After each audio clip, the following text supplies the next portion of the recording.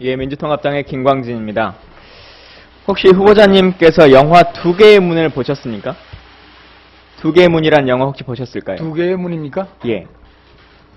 못 봤습니다. 예, 안 보신 것 같고요. 이 영화는 용산 참사에 대한 이야기를 다루는 건데 거기에 보면 마지막에 이런 문장이 나옵니다. 이 영화의 교훈은 이것이다. MB 정권 하에서 이 정도의 문제로 이 정도의 사람이 이렇게 강한 진압에도 정권이 흔들리지 않는다는 것을 MB 정권이 강하게 느꼈다. 그래서 그 이후에 많은 탄압들이 곳곳에 이뤄지죠.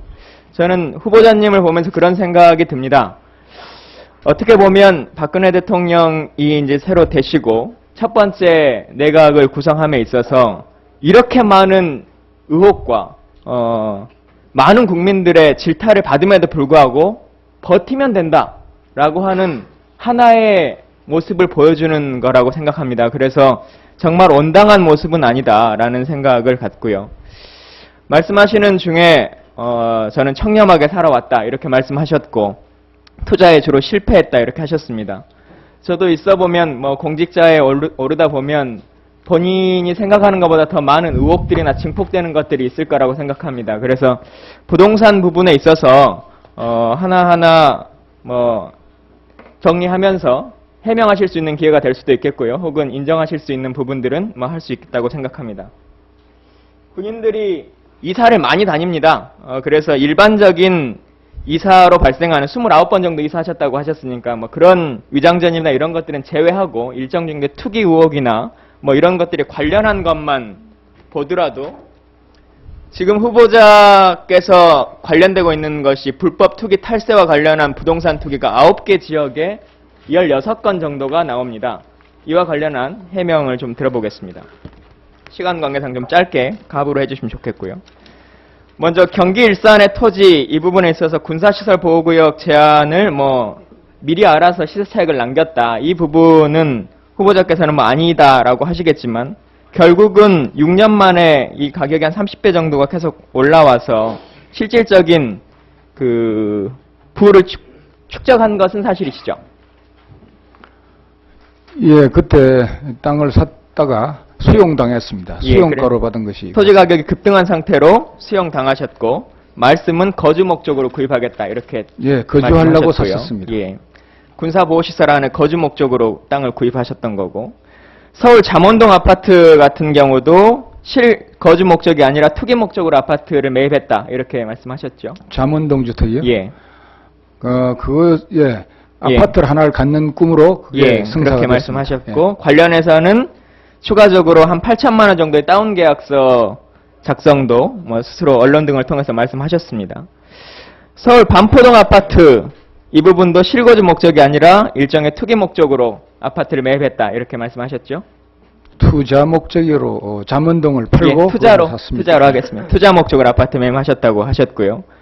아까는 투자에 다 실패하셨다고 했는데 대부분의 투자는 다 성공하셨습니다. 그것도 몇십 배의 차익을 성공하시고요. 딱 2배 성공했습니다. 위장전입 딱 2배. 예. 위장전입 관련해서도 말씀드린 것처럼 일반적인 군인에 발생하는 그런 것들은 제외하고도 서울 청량리 그리고 가락동 같은 건 분양권을 위한 위장전입이고요. 가련동 그 다음에 서울 증산동, 노량진동 이 한 5개 정도의 문제는 법적인 문제가 있는 위장전입으로 인정하실 수 있는 거죠.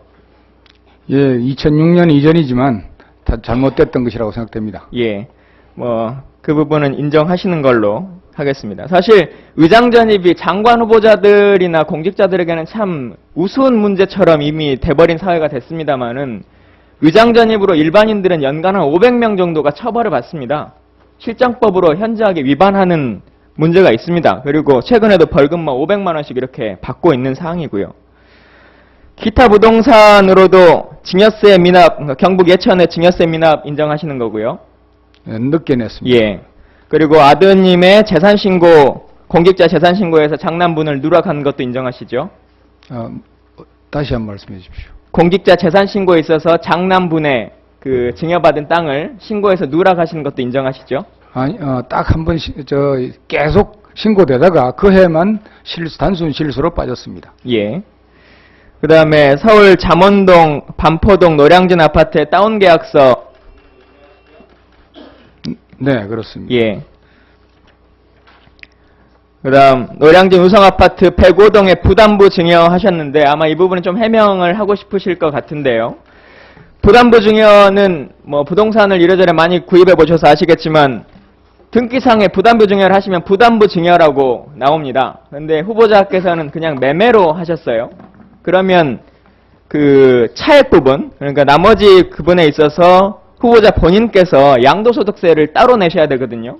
예. 예, 그렇게 납부하셨습니까? 예, 냈습니다. 예. 근데 왜 등기상에는 부담부 증여로 명시를 안 하시고 그냥 일반 매매로 하셨죠? 그것은 제가 지금도 그렇게 해야 되는지 잘 모르겠고, 예. 만일 안 했다면 실수인 것 같습니다. 예.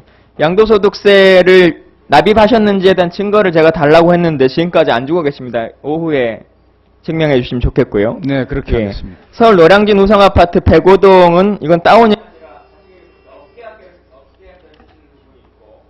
네, 업계약이요? 그런 일은 없는 것 같은데요.